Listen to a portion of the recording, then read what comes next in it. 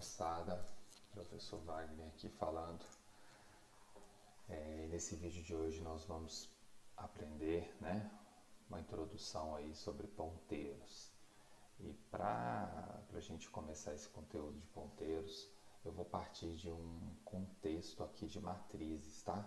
Então, só relembrando, nós aprendemos a utilizar matrizes em funções da primeira forma, foi definindo já as dimensões da matriz de forma fixa, né? A gente define aqui então uma matriz de 2 por 3, por exemplo, né? Nós aprendemos também em seguida que nós podemos utilizar constantes, né? Então aqui uma constante m para as linhas e uma constante n para as colunas. E aí todos os lugares do nosso programa, a gente poderia ter também uma função aqui, imprimir matriz e várias outras funções aqui no nosso programa. Então nós aprendemos que utilizando as constantes ficaria mais fácil da gente fazer uma alteração, porque a gente não precisa de sair alterando todos os locais, né? A gente altera só as constantes. Para isso a gente muda aqui para m e n nas dimensões da matriz, né? Então essa foi a primeira flexibilidade que a gente aprendeu ali depois de definir de forma fixa as dimensões da matriz, né? Mas isso aqui ainda não é muito flexível, porque os seus programas eles só poderiam trabalhar com uma dimensão de matriz, né? E na maioria das vezes o interessante vai ser que o usuário possa definir essas características da nossa matriz, né? Então, num próximo passo, nós aprendemos a utilizar, deixar, né, essa primeira dimensão da matriz aqui livre e utilizar um parâmetro nas nossas funções, né? Por exemplo, o parâmetro m aqui. Dessa forma, só as colunas ficariam fixas, né? E a gente elimina essa variável m aqui, tá? E a gente coloca essa variável m como entrada e o usuário pode definir a quantidade de linhas que ele quer no nosso programa, tá? Quantidade de linhas da matriz. Então vamos ver aqui como é que ficaria. Deixei um exemplo pronto aqui pra gente com as funções ler e imprimir matriz, né? Dessa forma, nós podemos ver aqui que a dimensão da matriz, né, a quantidade de linhas, ela fica flexível para que o usuário possa decidir, né? Mas a gente ainda tem a limitação da quantidade de colunas aqui, tá? Mas vou mostrar rapidamente esse programa, mostrar ele funcionando e depois a gente vai ver como que a gente resolve isso, tá? Esse programa é um programa mais básico possível com matrizes, né? A gente tem apenas duas funções, lê e imprime os dados da matriz. A matriz aqui sendo recebida de parâmetro, todos os vetores são recebidos por referência, né? Então a gente já sabe que os dados que forem lidos aqui para a matriz, eles estarão carregados logo depois que essa chamada da função ler_matriz for processada. Então depois a gente já chama aqui o imprime matriz para imprimir os dados da matriz, tá bom? Nas funções a gente vai ter estruturas muito parecidas, né? Duas estruturas de repetição, a primeira indexando com o i, vai de 0 até m menos 1, m para a quantidade de linhas, e a segunda dimensão aqui, o segundo for, vai j de 0 até n menos 1. Né? E aqui na imprime matriz, a mesma ideia, né? Só vai mudar aqui que a gente vai fazer o cout do elemento, e aqui nós vamos fazer o cin para fazer a leitura dos dados, tá bom? Então, só para a gente relembrar aqui, vou executar esse programa, mostrar para vocês, né? Ele pede aqui a quantidade de linhas, lembrando que a quantidade de colunas já ficou definida aqui como 3, então se eu colocar duas linhas, teremos uma matriz 2 por 3, tá bom? Eu vou colocar na primeira linha os valores 2, 4 e 6, e na segunda linha os valores 3, 5 e 7. E temos aqui os dados da matriz, né? Então, isso foi o que a gente aprendeu nas primeiras aulas de matrizes, o mais básico possível para iniciar esse conteúdo. E aí, no avançar da disciplina, nós vimos que isso gera um problema, porque a quantidade de colunas da matriz acaba ficando fixa e a gente perde um pouco a flexibilidade do nosso programa, né? Por exemplo, se você estiver fazendo um programa de multiplicação de matrizes, o usuário que deveria definir as dimensões da matriz dele para o seu programa ser mais genérico possível e funcionar para a maior parte dos cálculos que ele pode fazer, né? Um cenário mais genérico possível. Então, no próximo passo agora, nós vamos ver como que nós vamos resolver essa limitação e deixar com que o usuário decida as dimensões da matriz, tanto a quantidade de linhas quanto a quantidade de colunas, tá ok? Se a gente tentar, por exemplo, tirar esse n aqui e passar ele de parâmetro também nas funções, não sei se vocês se lembram, né? A gente já viu aqui que a gente tem um problema, né? A gente precisa de declarar, né? de definir todas as dimensões, né? Ele está falando aqui no erro, então a gente não consegue fazer isso aqui, tá bom? Então vou voltar aqui da forma que estava, né? Que nós rodamos esse programa, e nós vamos ver agora como resolver então essa limitação. E nós vamos fazer isso, pessoal, de duas formas, tá ok? Nós vamos aprender duas formas de utilizar ponteiros aqui para passar essas matrizes de parâmetro para as funções, tá bom? A primeira delas, nós vamos utilizar um ponteiro simples, tá? E acessar a matriz como se ela fosse um array unidimensional. Vou explicar isso. E a segunda forma, nós vamos fazer utilizando um ponteiro duplo, tá? Um para as linhas e um para as colunas. Então, só lembrar que existem várias formas de se fazer isso, tá, pessoal? Nós vamos aprender aqui duas formas simples, introdutórias, né? Mas que vai atender para vocês na grande maioria dos casos que vocês precisarem, tá bom? A primeira forma, então, nós vamos trabalhar com um ponteiro, né? Um ponteiro simples para a nossa função. O que eu fiz aqui, então? Eu tenho aqui o mesmo programa do exemplo anterior, de matrizes, né? Imprime e lê matrizes, com uma main aqui, apenas a dimensão das linhas flexível. Nós vamos partir desse para resolver, e eu coloquei esse comentário aqui, tá? Ou seja, nós vamos trabalhar com um ponteiro, né? Passar a matriz como um ponteiro para a função. E o que são os ponteiros, né? O ponteiro é uma referência para o endereço de memória de onde está aquela variável. Quando você está trabalhando com vetores, esse ponteiro ele vai apontar para a primeira posição do vetor, tá? E aí, a partir dessa primeira posição, a gente consegue acessar todas as outras posições.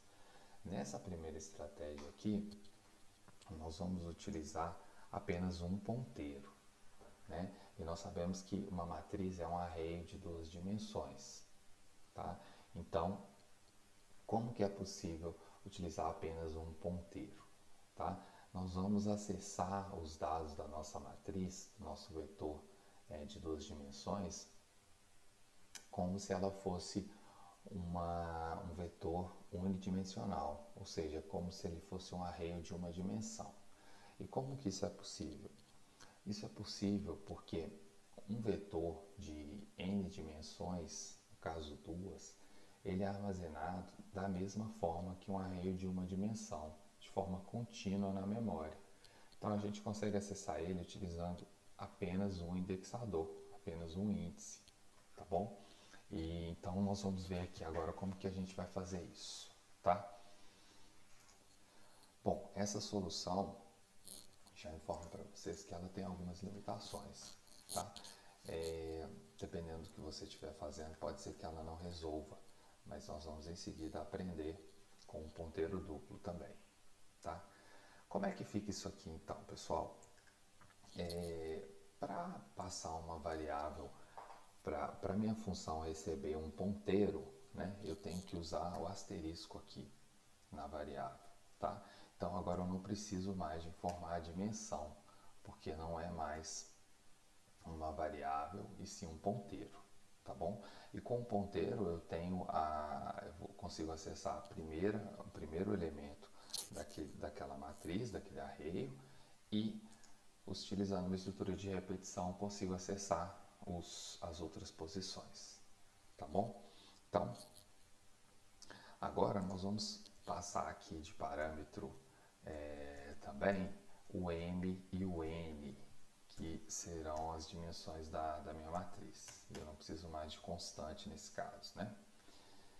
Vou fazer a mesma coisa aqui na nossa função imprime matriz, tá bom?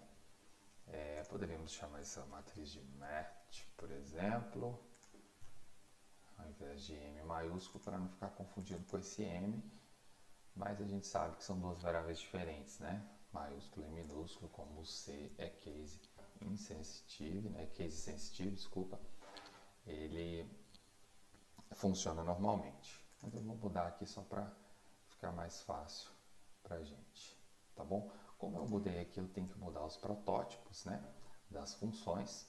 Então, vou fazer uma função aqui, vou começar pela ler matriz e depois a gente vai voltar aqui na main, tá? Para mexer aqui. Então, nossa ler matriz, ela vai ter essa assinatura agora, né? Da mesma forma que nós colocamos no protótipo. E a estrutura da função vai mudar muito pouco. O que vai mudar aqui, ó, que nós mudamos esse nome para mat, né? Então vamos mudar aqui. E ao invés de acessar a matriz aqui com dois índices, né, nós vamos indexar ela com apenas um, que eu vou chamar de idx. E eu vou declarar esse idx aqui na minha função do tipo inteiro, começando de zero, tá bom? Então pensa só, a matriz ela é armazenada, duas dimensões, ela é armazenada de forma contínua na memória. Então eu consigo acessar ela, os elementos da minha matriz, utilizando apenas uma dimensão, né, de forma contínua.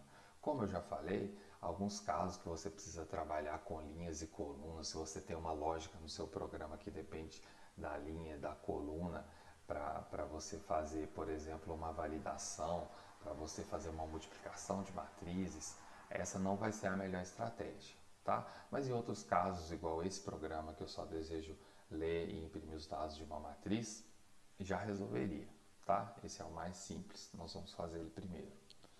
Então, a nossa estrutura de repetição não vai mudar em nada, né? Nós continuamos tendo aqui m e n, as dimensões da nossa matriz. E aqui nós vamos mudar então para uma variável idx. Vamos acessar com apenas um índice, tá bom? Começamos esse idx de zero e toda vez que acessarmos, alimentarmos um índice dessa matriz, no caso da ler matriz, a gente adicionar mais um aqui, tá? E é só isso, tá resolvido aqui, tá bom?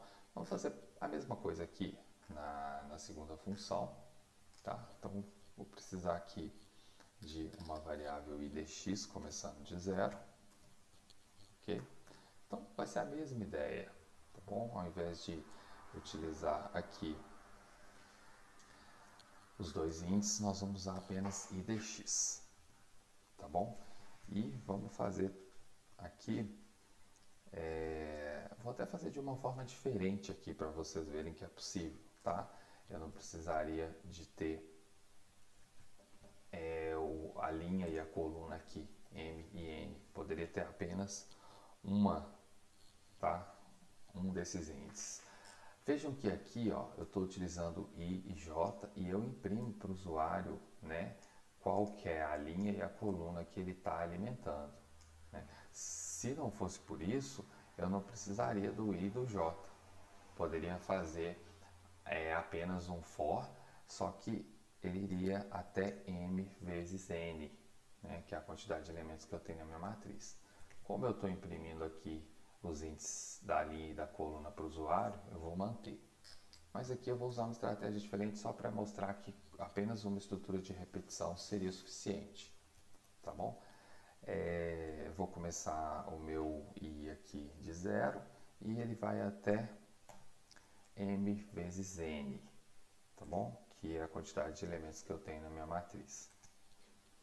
Aqui, pessoal, faltou só a gente pegar, né, também o protótipo alterado aqui da função, que é mudamos aqui o nome para mat e colocamos aqui como ponteiro, né?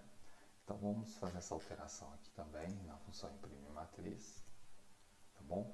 Vamos mudar aqui onde que é n para mat e agora nós vamos então utilizar apenas um índice, tá bom? Apenas uma estrutura de repetição que vai passar de forma contínua todos os elementos, todos os índices possíveis, né, da nossa matriz, tá bom? Aqui eu não preciso mais então desse IDX, eu posso ter apenas o I, mas eu vou chamar de IDX só para diferenciar com o de cima, tá bom? E aí a gente não vai precisar de IJ nesse caso. Então, como é que vai ficar aqui? Nós vamos aqui, podemos colocar essa declaração da variável dentro do próprio for, né? Então, economizamos aqui uma linha. Se você achar mais simples deixar a declaração da variável, não tem problema, tá bom? Mas aí só declara uma vez, tira o int aqui. E aí nem precisaria de inicializar com 0, tá? Então, vamos fazer dessa forma aqui. Vamos declarar a variável aqui dentro do for, começando de 0, e nós vamos utilizar ela para acessar os elementos da matriz, tá bom? E aí nós vamos imprimir aqui os elementos, tá bom? Só que você deve se lembrar que essa função eu tenho que quebrar a linha. Toda vez que eu imprimo todos os elementos da primeira linha eu quebro, a segunda linha imprimo todos os elementos, quebro a linha, né, que é o endl aqui. Então, como a gente não tem mais os dois fors, a gente vai precisar fazer o quê? A gente vai precisar fazer uma condicional aqui para colocar a quebra de linha, tá? Como é que fica essa condicional aqui, ó? Sempre que acabar uma linha, ou seja, imprimir todos os elementos de uma coluna, nós fazemos o /n ou o endl, tá bom? Como é que fica essa lógica aqui, pessoal? Uma lógica bem simples. O nosso n é a quantidade de colunas. Então, sempre que a gente tiver um número múltiplo de n, a gente está no último elemento daquela coluna, daquela linha, desculpa. Porém, como a gente começa de 0, né, o nosso índice começa de 0, a gente tem que fazer o índice mais 1 e verificar se ele é múltiplo de n. Por que n? Porque n é a quantidade de colunas. Se ele for múltiplo, né, o resto da divisão é 0, então eu coloco uma quebra de linha. Cout endl. Tá bom? Então esse if aqui é só para fazer a quebra de linha que a gente tinha antes. Vou voltar aqui e mostrar para vocês, ó. Essa quebra de linha ficava quando acabava o for do j, ou seja, quando terminava de imprimir todos os elementos de uma linha, eu quebrava a linha, tá? Para imprimir naquele formato de matriz padrão. Então, com essa lógica aqui já resolve, né? Se a gente vai fazer aqui, se o índice mais 1 for múltiplo de n, quer dizer que nós acabamos de imprimir a última coluna daquela linha. Então, a gente quebra a linha aqui com o endl, tá bom? E esse endl aqui é só para dar uma quebra de linha no final da matriz toda, tá bom? Então, vamos ver agora o que a gente precisa mudar aqui na main, tá bom? Na main, nós vamos fazer o seguinte. Agora, o usuário pode informar o m e o n, né? Então, eu vou colocar os dois aqui como parâmetros da minha função e vou utilizar aqui uma entrada de dados, né? Então, vou colocar aqui informe a quantidade de linhas e colunas da matriz, tá bom? E aqui eu vou fazer um CI só para as duas variáveis, já para facilitar, M e N de uma vez. Não é o foco aqui agora, interação com o usuário, né? Mas também é bem tranquilo. E aí eu declaro a minha matriz de notas M por N, tá? Já declaro ela toda e na hora de fazer a chamada aqui das funções vai mudar. Ao invés de passar a variável, eu passo o ponteiro. Então, asterisco, tá bom? Agora eu passo o M e o N de parâmetro, né? Então, preciso inserir aqui o N e a mesma coisa aqui na função que lê a matriz. Tá ok? Vamos testar aqui para ver se tem algum erro, se precisa corrigir alguma coisa. Então, tem um erro aqui, vamos ver o motivo do erro para a gente corrigir. Então, aqui ele está falando ó, que não pode converter uma matriz de float, né, um array, para um ponteiro, né?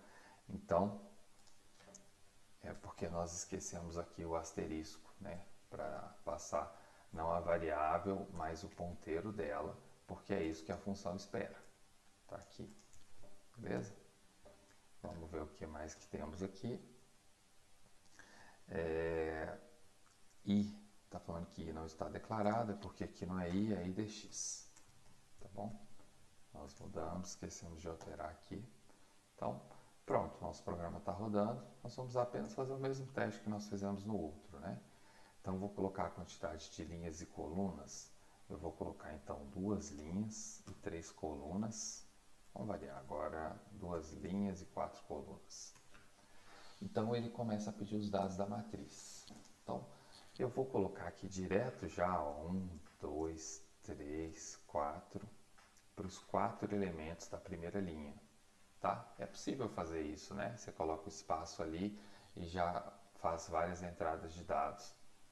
A impressão não fica legal, né? Fica tão bonita, mas nós preenchemos a primeira linha toda com esses 4 elementos. E agora já estamos na segunda linha, ou seja, índice 1, tá bom? Então, na segunda linha eu vou fazer um por um para vocês verem que também funciona normalmente. 8, 7, 6, 5 e imprimiu a nossa matriz, né? 1, 2, 3, 4, a primeira linha e a segunda 8, 7, 6, 5. 8, 7, 6, 5.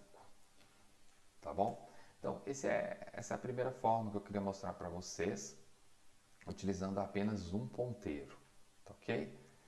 Vamos lá, então, vamos para a segunda, a segunda maneira que eu vou mostrar para vocês aqui de resolver essa questão, tá bom? Bom, pessoal, né, nesse programa aqui, então, nós vamos utilizar um ponteiro duplo, tá? O que eu fiz aqui? Coloquei aqui um comentário do que nós vamos fazer, como que nós vamos fazer, e esse programa que está aqui, né, é o mesmo que nós utilizamos naquele programa introdutório de matrizes, né, que não utilizava ponteiros. Tá? Peguei dele, passei para cá e a partir dele nós vamos construir a solução, só que agora a solução utilizando um ponteiro duplo, tá ok? Com essa estratégia, o que nós vamos fazer? Nós vamos ter 2 ponteiros, tá? Um ponteiro duplo, ou seja, nós vamos ter um desses ponteiros a gente vai utilizar para as linhas e o outro para as colunas, já que nós temos um array de 2 dimensões, né?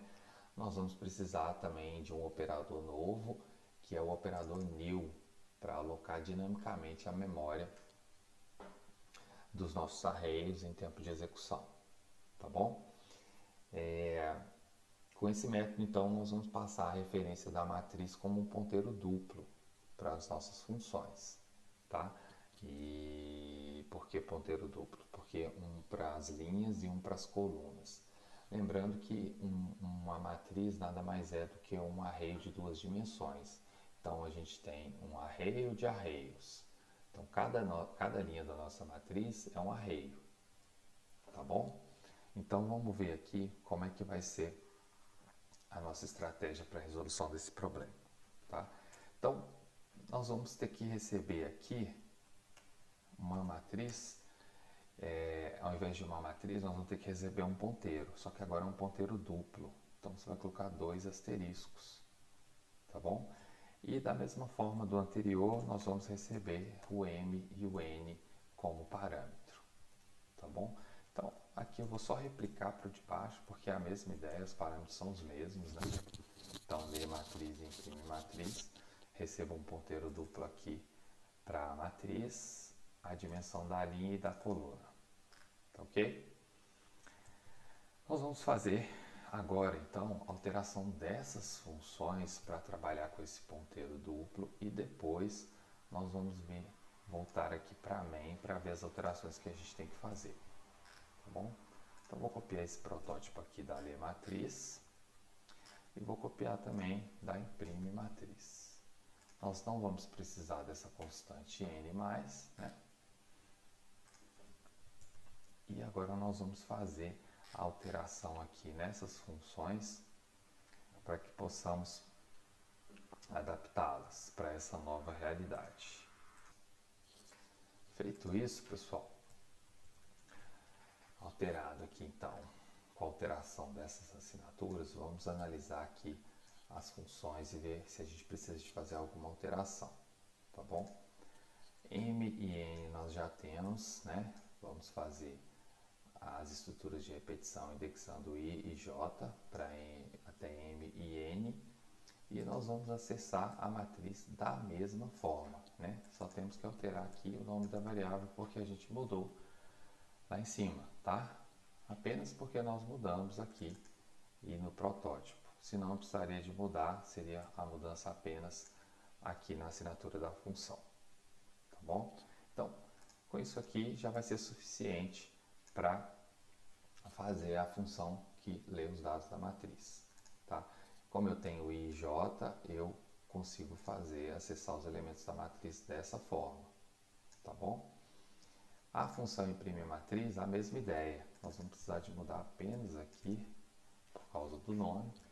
A iteração aqui de I e J é a mesma coisa, né? Aqui nós estávamos declarando a variável fora, mas podemos declarar aqui também, né? Fica a critério de cada um, né? Sempre deixo muito livre para o aluno escolher a forma que ele acha mais intuitiva, tá bom?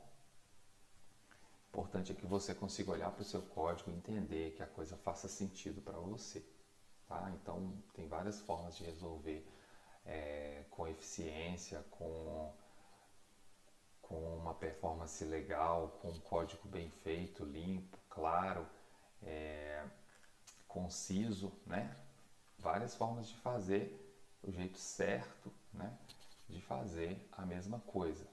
Então, a gente tem essa flexibilidade em programação. Agora, quando a gente vai pegando maturidade, a gente vai aprendendo a seguir alguns padrões, que é importante, né? Deixar o nosso código organizado, padronizado, sempre dentado, bem modularizado, sempre utilizando funções, né?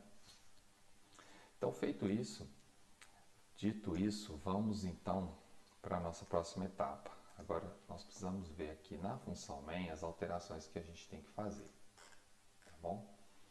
Primeiro, né, a mesma coisa da anterior, M e N agora são parâmetros, então eu vou chamar aqui esse cout de boas-vindas aqui, né, inicial do programa como matrizes com ponteiros duplos, só para identificar ali.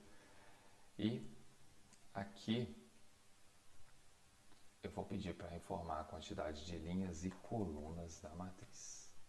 E aí eu faço CIN para M e N, tá bom? E agora, a parte de declaração da matriz, pessoal, vai mudar um pouquinho, tá? Essa vai ser a única parte que vai ter uma diferença um pouco maior, tá bom? Aqui, antes da gente fazer isso, vamos colocar o parâmetro que está faltando aqui para as nossas funções, né? Que aqui a gente tem que passar também o N. E vamos colocar aqui também, tá ok? Agora vamos ver então como que a gente faz a declaração da matriz. Para fazer isso, pessoal, Nós vamos então iniciar criando um ponteiro para a matriz, tá bom? Que é um array de 2 dimensões. Então, nossa matriz ela chama notas, né? O mesmo nome que a gente está utilizando. Como é que vai ficar isso aqui?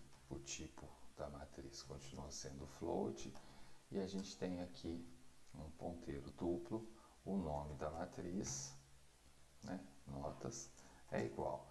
Agora nós vamos usar o operador new, tá? Para criar dinamicamente esses nossos ponteiros, esses nossos arrayos, tá bom? E o que vai ser então o nosso ponteiro para a matriz? Cada posição, né, ele vai ser um arraio de arraios, né? Um arraio de 2 dimensões. Mas ele vai ser então, cada posição desse arraio vai ser um ponteiro que vai ser um ponteiro para os elementos da minha linha, das minhas linhas, né? Linhas e colunas. Então, eu vou criar um arraio de ponteiros, né? Então vai ser do tipo float também, asterisco de tamanho m. Por que m? M é a quantidade de linhas. Então vou ter um arraio de ponteiros, tá? Com m elementos. Ou seja, cada linha eu vou ter um arraio de ponteiros, né? De dimensão m. Então cada linha vai ter o seu ponteiro para os elementos daquela linha, tá? Então essa declaração inicial da matriz fica dessa forma. Só que agora, para cada uma das colunas, né, nós precisamos de ter de inserir de criar dinamicamente esse array, tá ok? Então, para cada uma das colunas, eu preciso fazer essa alocação, tá? Então, como é que vai ficar isso aqui? Para cada uma das colunas, então, eu vou fazer um for, uma variável i, começando de 0, e enquanto o i for menor que a quantidade de colunas, que no caso é n, tá bom? E mais. O for do jeito que a gente já conhece. Eu não vou colocar chaves aqui, vamos apagar essa declaração antiga aqui, né? Ou comentar só para vocês lembrarem como que era a alocação fixa. E na alocação dinâmica aqui, para cada uma das colunas, eu vou alocar um arraio, tá bom? Um arraio de dimensão n. Então, a nossa matriz de notas na posição i vai ser o que? Vai ser um novo arraio de float, um novo arraio do tipo float de dimensão n. Tá ok? Então, para cada coluna, eu crio um arraio de dimensão n, né, que eu vou referenciar esse arraio no índice i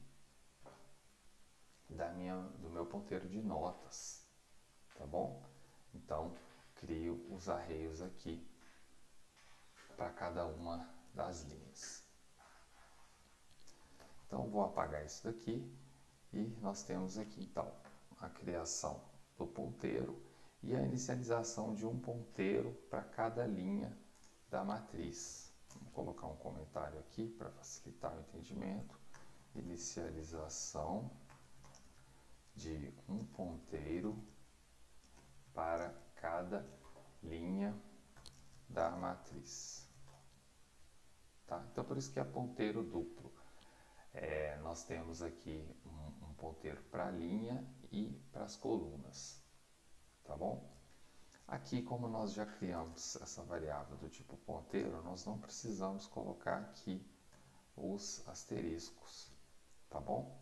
Basta passar esse identificador notas, tá ok?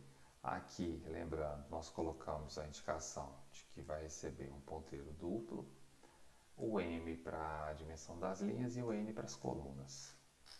tá bom? Então, o principal dessa solução é realmente a parte da criação da nossa matriz, que muda bastante para o que a gente estava acostumado, né? Mas vamos fazer o teste aqui para finalizar. Bom, já rodou de primeira, não deu nenhum erro, mas o importante é ver se o resultado do nosso programa vai ser realmente correto, né? Então, primeiro ele pede a quantidade de linhas e colunas. Vamos trabalhar aqui com uma matriz de 2 linhas e 3 colunas, tá? Só para facilitar o preenchimento aqui dos dados, né, galera? Bom, linha 0, coluna 0, né? Primeiro elemento da nossa matriz. Então, vou colocar aqui 3. Agora, continuamos na linha 0, agora coluna 1. Então, 3, 4 e 5. Agora, passamos aqui para a linha 1, né, de índice 1, nossa segunda linha. Eu vou usar aqui 9, 8 e 7 para essa segunda linha da matriz, tá bom? E veja só, 3, 4 e 5, primeira linha. 9, 8 e 7, a segunda linha da nossa matriz, beleza? Pessoal, claro que aqui nós estamos fazendo operações muito simples, que é apenas preencher a matriz e imprimir os dados da nossa matriz, né? Mas se você quiser fazer outra operação aqui, veja bem, não vai mudar nada, né? A gente vai continuar fazendo o mesmo padrão. Então vamos supor aqui que a gente queira somar os elementos da diagonal principal. Então float soma diagonal, tá? Soma diagonal. Os parâmetros vai seguir o mesmo padrão, tá? E nós vamos criar essa função aqui, ó. Eu vou colocar ela aqui no final. E o que eu vou fazer? Eu vou pegar essa estrutura da função que imprime, porque vai ser muito parecido, né? Já aproveito aqui essa função. Então, soma diagonal vai retornar a soma dos elementos da diagonal principal, né? Tem várias formas de fazer isso, né? Nós já vimos algumas, mas eu vou fazer de uma forma aqui mais rápida, que é o seguinte, apenas uma estrutura de repetição, que nesse caso nós vamos utilizar o próprio M, nem precisamos do N, e a gente já vai entender por quê. Porque os elementos da diagonal principal, o índice da linha e da coluna é o mesmo, né? Então, ao invés de I e J, eu faço I aqui. Então, declaro uma variável aqui para soma, né? Float soma, começando de 0. E eu vou somando aqui dentro, ao invés de fazer cout, né? Eu vou somando, mais é igual àquele elemento I, né? E é claro que falar de soma de diagonal, provavelmente a gente está falando de matrizes quadradas, né? Mas se não for, ele vai somar também, né? Só que só vai pegar os elementos que têm os mesmos índices na linha e na coluna, porque a gente está pegando aqui, ó, I, os índices das suas dimensões são os mesmos, né? A gente está usando a variável I, tá bom? Então, tá feito aqui, vamos colocar a chamada e vamos testar, tá bom? Claro que faltou aqui o return, né, da soma. Eu vou somando dentro do for e depois eu retorno. Então vamos colocar aqui agora a chamada dessa função. E se ela retorna um valor do tipo float, eu tenho que ter uma variável float para receber essa resposta, né? Vou chamar de soma e vou declarar ela aqui, para ficar mais organizado, no começo do programa, tá? Float soma, eu vou chamar de float soma dp, de diagonal principal. Então aqui, soma dp é igual a soma diagonal, e aí os parâmetros vai ser a mesma coisa que a gente já está acostumado. Vou passar apenas o nome aqui da nossa matriz, que é notas, e a variável m, que é a quantidade de linhas, tá bom? E depois, pessoal, eu vou só imprimir aqui o resultado. Soma diagonal principal. Vou só DP aqui para resumir. Né? Lembrando que quando você está fazendo um programa aí, vai entregar para apresentação, para o usuário, você vai sempre colocar uma saída mais amigável para o usuário, né? Que nosso contexto aqui não vai ter tanto problema. Então, soma da diagonal principal, estou imprimindo aqui, tá bom? Vamos rodar aqui, ver se vai gerar algum erro. Não gerou, mas agora vamos testar para ver se gera a saída correta. Agora eu vou trabalhar com a matriz quadrada, então, de 3 por 3, tá bom? 1, 2, 3, 4, 5, 6, para ser bem criativo, né? 7, 8, 9, nossa matriz está aqui, com os números sequenciais. A nossa diagonal principal, então, 1, 5 e 9, a soma dá 15, beleza, pessoal? Então, qualquer coisa que você precisar utilizar, qualquer função que você precisar fazer, além dessas básicas, você vai conseguir fazer utilizando a mesma estrutura que nós utilizamos nas outras funções, né? Aqui na diagonal principal só utilizamos o índice, porque os índices são iguais nos elementos da diagonal principal. Tá bom, galera? Mas isso aqui vai resolver o problema da flexibilidade aí, quando você quer deixar flexível o seu programa para que o usuário escolha as dimensões da matriz. Tá? Então você está fazendo um jogo, Sudoku, né? O outro jogo que você pode estar trabalhando campo minado, se você estiver trabalhando com multiplicação de matrizes, né? Você pode deixar o usuário, o ideal é que ele escolha, nesses casos e em vários outros, né? Que ele escolha a dimensão, as dimensões das matrizes que ele deseja trabalhar. Beleza, galera? Espero que ajude vocês aí nos programas que vocês estão trabalhando. Um abraço aí para vocês. Eu vou colocar os links desses códigos que eu utilizei para vocês aí no PestBin e vou passar aí na descrição do vídeo, tá bom? Um abraço aí, pessoal. Até a próxima.